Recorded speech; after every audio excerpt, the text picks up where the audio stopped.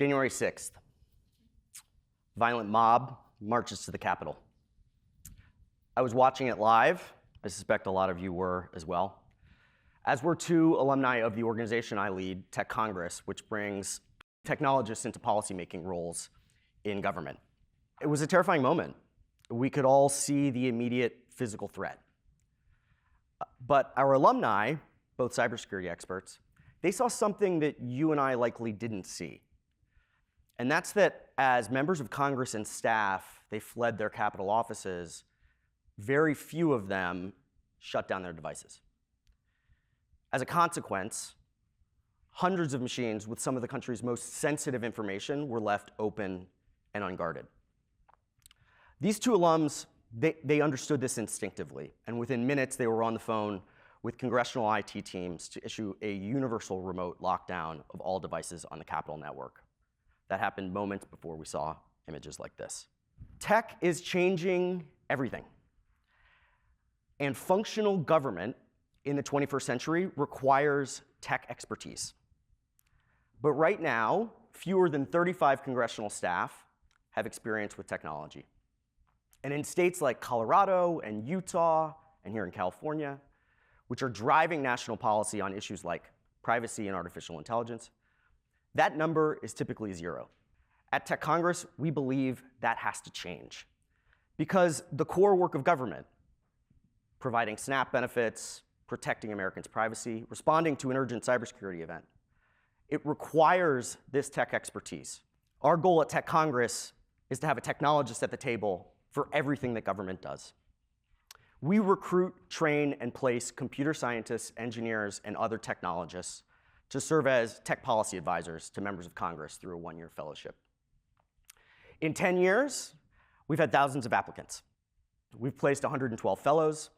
More than 24 have stayed on and been hired on in senior staffing roles in Congress. 30 more are working elsewhere in government. Fully 2/3 stay in the public sector. But the work is hard. We have to build trust with government, which believes that tech workers have no interest in public service. And fellows themselves, they have to make big sacrifices to serve, foregoing big paydays at billion-dollar startups and trillion-dollar companies. Technologists, they want to do this work, but we have to find more opportunities for them. And that's because I believe the highest calling for a technologist, it's not refining digital AdWords sales. It's serving one another, our neighbors, our fellow citizens. So what happens when we find seats at the table for this tech expertise? You all probably remember in 2018 when Mark Zuckerberg testified and had to quite literally explain that Facebook makes money by selling ads. What you may not know is that of the nearly 70 staff that worked on that hearing, only 1 had a tech background. In 2021, when Frances Haugen, the Facebook whistleblower, testified, 8 did, nearly all TechCongress fellows and alumni. And it was a fundamentally different outcome. It was a devastating hearing. Members asked probing questions. We learned that Facebook was targeting kids as young as 10 to 12, and that the Instagram algorithm was amplifying content about suicidal ideation and anorexia. It took time, longer than it should have, but last month the Senate passed a first-in-history bill to protect kids online.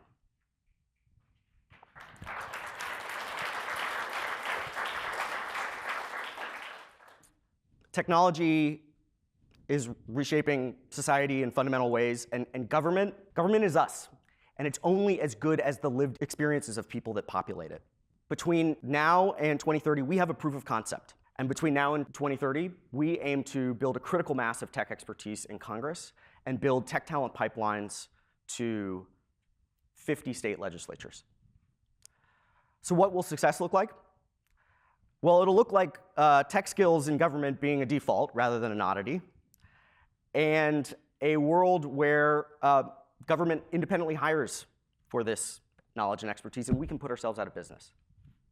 But more importantly, it looks like fuller bellies and healthier Americans as engineers close coverage gaps in enrollment systems to get more people on SNAP and Medicaid.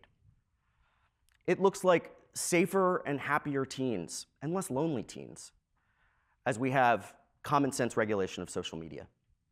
And it looks like artificial intelligence that reduces inequality, expands education, and expands access. Let's face it, government is not working for huge swaths of Americans. I am a child of 2 lifetime civil servants. I believe deeply that government can work and must work for all Americans, but we have to build it. Thank you.